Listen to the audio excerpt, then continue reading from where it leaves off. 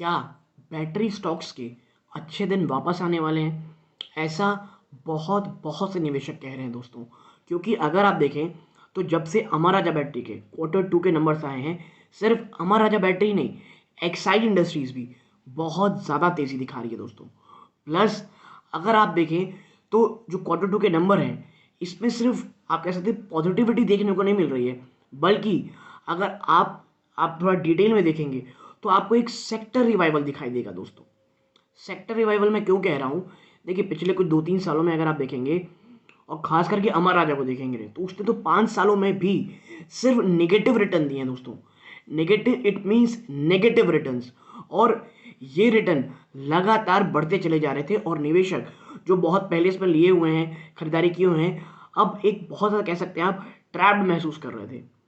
और अगर बात करें एक्साइड इंडस्ट्रीज की, तो स्टॉक को जो एचडीएफसी के साथ इसकी डील है, उसने काफ़ी हद तक बचा के रखा।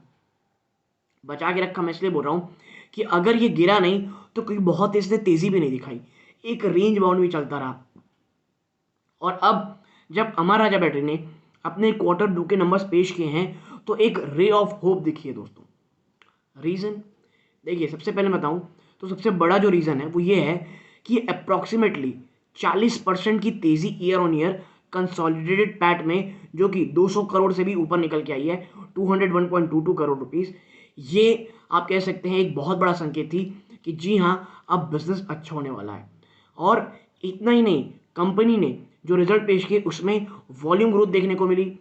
चाहे ऑटो हो या इंडस्ट्री हो, आपके लीजिए जो ऑटो सेक्टर है या इंडस्ट्रियल सेक्टर है, दोनों ही सेक्टर से आप कह सकते हैं बहुत ज़्यादा पॉजिटिव संकेत देखने को मिले।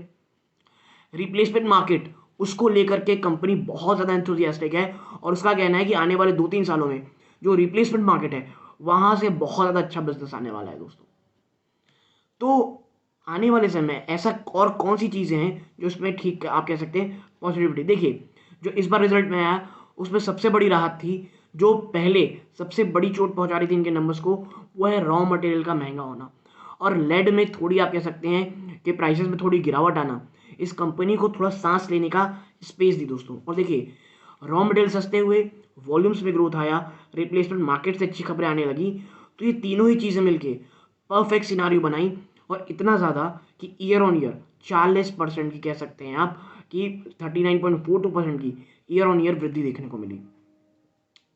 इतना ही नहीं, जो निवेशक हैं, और अगर आप मेरे पुराने चैनल्स में अगर आप देखेंगे, मेरा एक दूसरा चैनल जो है अमिताभ मिश्रा के नाम से, उसको अगर आप जाके देखेंगे तो आपको पता चलेगा कि मैं कितना ज़्यादा बुलिश हूँ दोस्तों अमर राजा और एक्साइड में।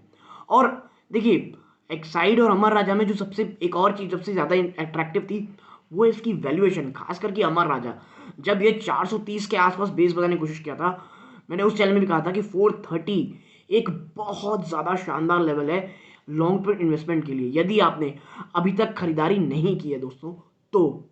ठीक है, और 430 से देखिए स्टॉक इतनी तेज़ी दिखाते दिखाते आज 600 के ऊपर क्लोजिंग दिया है और 600 इसके लिए एक बहुत बड़ा रेजिस्टेंस थी। देखना ये होगा कि पर कल यानी वेंसडे को ये कंपनी इस जो अपने लेवल 600 को ये बचाने में कामयाब रहती है या नहीं। अन्य जो स्कीम्स आ रही हैं दोस्तों, चाहे वो वीएलआई स्कीम्स हो, प्लस जो नए नए आपके जैसे सेक्टर को कह लीजिए ओपन हो रहा है। जैसे आपको पता होगा अमर राजा बैटरी ने लेह में पहला ग्रीन हाइड्रोजन वहाँ पे भी प्लांट लगाया।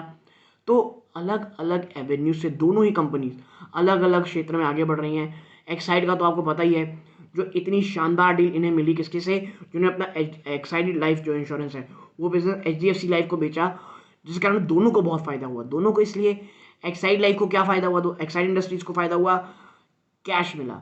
जिस कैश का फ़ायदा ये कर्नाटक में जो आप थोड़े दिन पहले न्यूज़ देखेंगे 6,000 करोड़ रुपए इन्वेस्ट करने की बात चल रही है, वहाँ पे ये गीगा फैक्ट्री लगाएगी।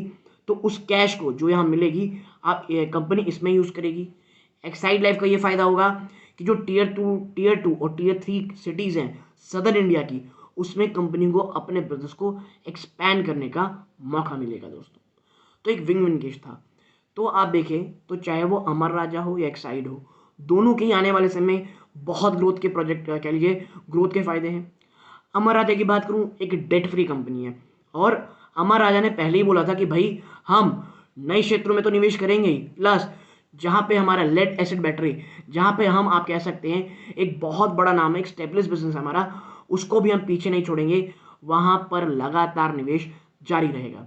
और हम एक डेट फ्री कंपनी है, और अगर हमें डेट उठाना पड़ेगा तो हम उससे पीछे नहीं रहेंगे। और मुझे लगता है अगर बिजनेस एक्सपेंशन में थोड़ा बहुत डेट भी उठाना पड़ता है दोस्तों, तो वो खराब नहीं रहेगा। आपको उसका एग्जाम्पल टीवीएस मोटर में दिख जाएगा दोस्तों।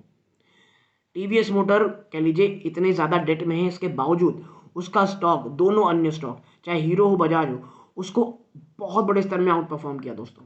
ठीक है, तो लेड एसिड बैटरी, माफ कीजिए, लेड एसिड बैटरी की बजाय जो बैटरी स्टॉक्स हैं, चाहे अमर राजा हो, एक्साइड हो, दोनों ही दोस्तों बिजनेस पिछले काफ़ी समय से, कोविड हो गया उसके बाद हो गया, एक रिवाइवल का इंतजार कर रहे थे, और यही कारण है स्टॉक बहुत बड़ी मात्रा में अंडर परफॉर्म कर रहा था। बट अब पॉजिटिव संकेत मिल चुके हैं, जो एक कह सकते हैं आप बहुत ज़्यादा अंडर वैल्यूएशन है, ये अब निवेशकों को बहुत ज़्यादा अट्रैक्ट कर रही है।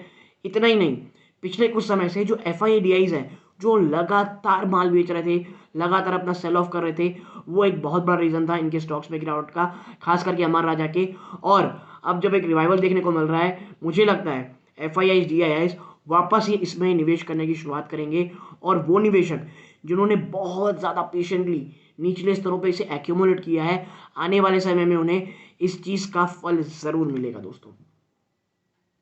तो यदि आपको ये एनालिसिस छोटी सी पसंद आई हो, वीडियो को लाइक कीजिए, चैनल पहली बार आए हैं सब्सक्राइब ज़रूर कीजिएगा। और मैं आखिरी में एक चीज़ कहूँगा, बैटरी स्टॉक चाहे अमर राजा हो, एक्साइड हो, ये मेरे या मेरी फैमिली मेम्बर के जिनको मैं निवेश की सलाह लेता हूँ, उसमें इनकी निवेश हो सकती है। और ये कोई बाइंग और सेलिंग की दोस्तों कोई रिकमेंडेशन नहीं है। जो मुझे लगता है, जो आर्टिकल्स और वीडियो से मैंने सीखा है, वो आपके साथ शेयर किया है दोस्तों। और ये मेरा 100% पर्सनल व्यू है, विदाउट एनी एक्सटर्नल इन्फ्लुएंस दोस्तों। तो मैं आपको यही कहूँगा, कोई भी निवेश से पहले अपने वित्तीय सलाहकार से सलाह ज़रूर लीजिएगा दोस्तों। यहाँ तक जुड़े रहे, अपना कीमती समय दिया, इस बात का बहुत बहुत धन्यवाद दोस्तों। ये इस वीडियो का अंत है। जय हिंद दोस्तों।